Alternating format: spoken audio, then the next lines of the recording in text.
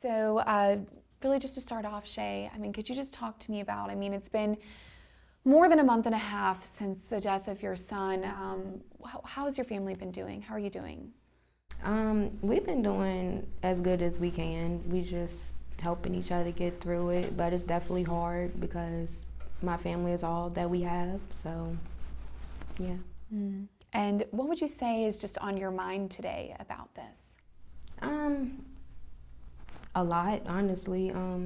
The fact his birthday coming up, I want to see something be done, somebody get arrested for it. I want a lot. Right, and so talking about that day, if we can just revisit that for a little bit. I mean, could you walk me through what you experienced that day when this happened? So I was working 3 to 12. I was at work, and then about 7-ish, they came and brought me my dinner, and really that was the last time I saw him alive, because when I got off at 12 is when I went in the house and I seen my son in his bed, dead. So that was 7 at night and then midnight? And yes. Can you move her microphone a little bit? That's good. And okay, thank you. And in that moment, I mean, what did you do next? I just started screaming because I already knew when I saw him, he was laying face down, so I knew he was dead. I'm so sorry, Shay. I just can't even imagine having to see that as a mother. How has this affected you and your family? It's definitely affected us a lot. It's just, you gotta watch everything, your surroundings, and my son was innocent and they took him, so it affected us. We were innocent. He was innocent. And that last time that you saw him, you said around 7 p.m., was that you saw him at home or? No, he came to my job with his sisters and stepdad and bring my lunch for work, and he was playing around in there with his sister. Well, while you were at work, and then they left, and then when you came home, okay. And so talking about your other family members here, he has siblings, right? 2 sisters. And what are their names, if you? Lyric and Sanaya. And how old are they? 11 and 8. Okay. And how has this affected them? How are they doing? Honestly, I would say they're doing better than me. They're doing really good considering what they saw and went through. They're really strong, and I love them for that. They have both counseling. Yep. They have counseling helping them, and us as well. So, but they miss their brother every day. And, you know, the rest of the family, I mean, is there anything y'all wanted to share just about how this has impacted your family? Oh, I can say that we're all lost behind this.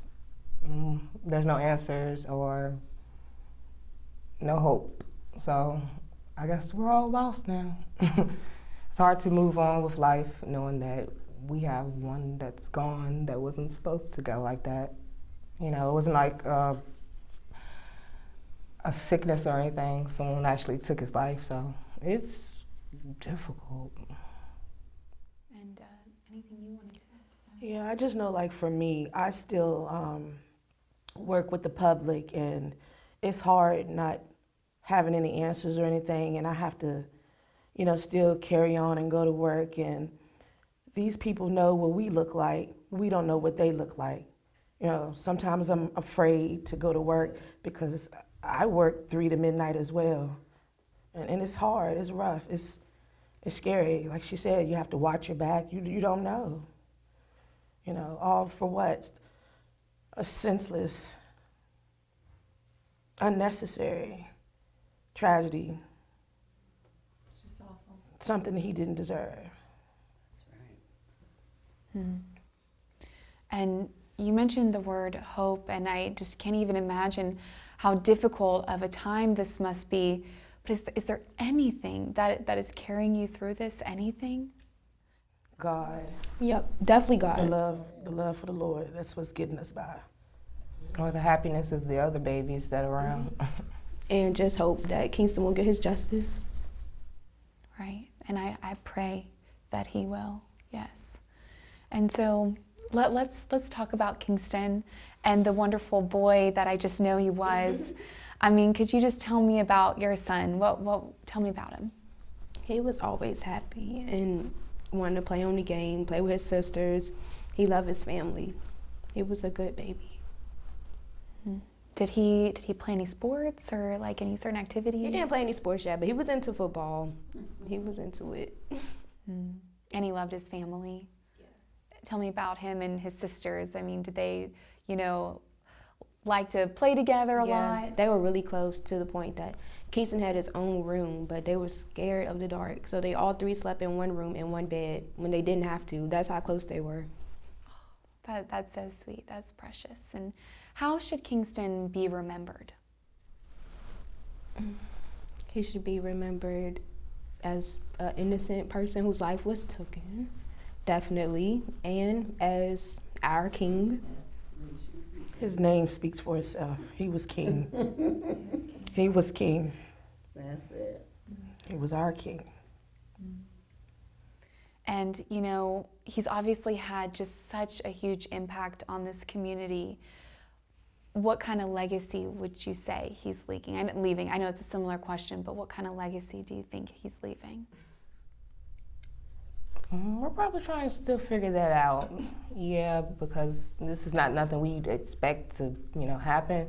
Where the whole community's talking about Kingston when it should be a lot about violence, because it was violence that killed Kingston, gun violence at that. So to talk about his death is just weird. It's very weird. It's something that should have never happened. Yeah. And so talking about his birthday as well, I know, is that coming up this weekend? Yes, it's Saturday. On Saturday. Is that the 24th? Yes. Okay. Do you have any plans for that? Yeah, we're just gonna have a cookout. Honor him and get together with the family, that kind of thing. Private. Yeah, Private. because the one for the public, it's July 8th. Okay. You'll have some kind of event for him that day? Yes, Okay. a celebration. Okay, celebration. And so knowing that this would have been his 7th birthday, how does that make you feel? A lot. I feel like 6 years wasn't enough with him, and he should have been here for his 7th birthday. Definitely. He was excited about his birthday coming. Yes, he was. He was so excited. It's not right or fair to him or me or my family. You're right. It's absolutely not. It's not. And now transitioning a little bit here, just your message to the community at this time, knowing that there still haven't been any arrests made in this case, what is your message to the community right now? I'm not everybody, but I'm holding a lot of people accountable because they know what happened. People know what happened or know something about it, so I just want people to come forward because you're part of the problem if you're not saying anything. And it's not right because Kingston was innocent. It shouldn't have happened to him, so that alone should make people want to come forward and say something. And now is also an opportunity to say something to whoever did this. If the person who pulled the trigger was sitting right here in the room with you right now, what would you say to them? At this time, we won't speak on that. Okay. There's nothing you want to share on that, Shay? Okay. What would you say? I just would ask them why, honestly. I would ask them why would he do it? Why did he do But that? it's not even one person to hold accountable, though. In that video, it showed several Yeah, people. so Shay. everybody is included. Okay. Every gunshot equals that one that killed him. That's a hard question to even Yeah, that's answer on the strength that There's a lot of stuff I would say, there's so a lot of anger involved. There's also anger. and hurt and pain. So, as a spiritual advisor, I would say, ask the question of why and release them and forgive them. But it's too early to even try to get to that place in your heart when nobody knows who did it. So if they were sitting here, we would know who did it. That's a whole different. That's So- true. If you're not comfortable So- answering that is so- just fine. That's So fine. sitting here and you said you did it, yeah, I might have something to say. But to imagine you sitting here, her thoughts was everywhere. Okay, I totally understand that. Totally understand. And do you think enough is being done to find whoever did this? They're doing a lot of stuff, but it's also stuff that we don't see that they're doing. So I can't really say, in my opinion, no, because I feel like somebody, I don't have any answers. It's been over a month. So in my opinion, no, you're not doing enough because somebody should be arrested or something by now. And what would you say? I mean, obviously you want justice in this case. I mean, what is your outlook right now about this case and what you want to see happen? I want to see everybody that was involved arrested, held accountable for what they did. As they should, right? Yes. And well, I just thank you all so much just for your time today and your willingness, Shay, and the whole family here to open up and talk about this. I'm sure it was difficult, and so I just can't even imagine. But I know that it can also be healing, and by doing this, we're not letting this die. You have such a powerful, voice, and so we appreciate it. And was there anything else that maybe we didn't talk about, though, that you wanted to share, whether it's about Kingston, about the case, anything that we did not talk about that you did want to share?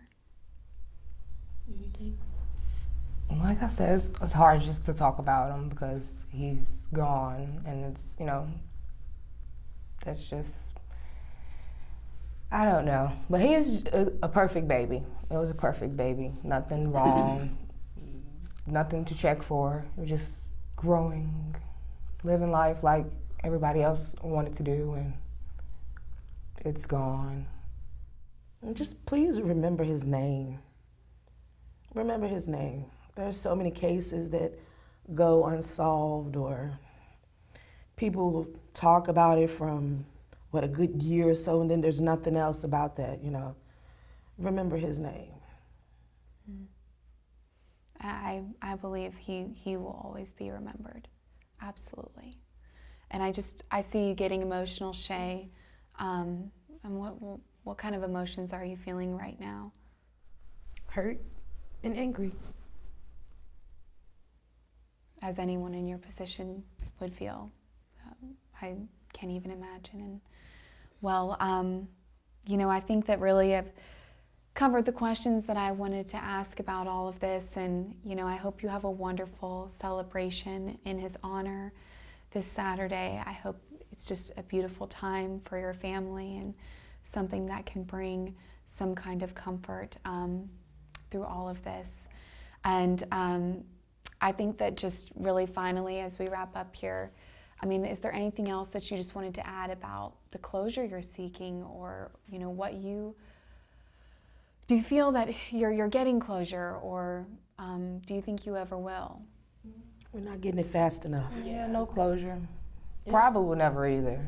Oh, gosh. This Don't say that. community is crazy. It's different. It's crazy. It's definitely different. Like, it's a 6-year-old, innocent 6-year-old, and they don't want to say anything. There's other crimes that's been committed that's gone cold, in a sense, over the years. We don't want that to be Kingston's case. Somebody needs to speak up. No lead is too small.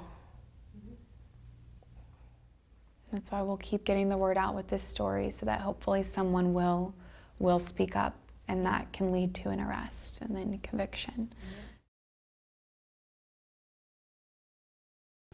Thanks for watching the ABC 13 YouTube channel. If you'd like to get more videos and live coverage and local stories, click to subscribe and download our ABC 13 News app.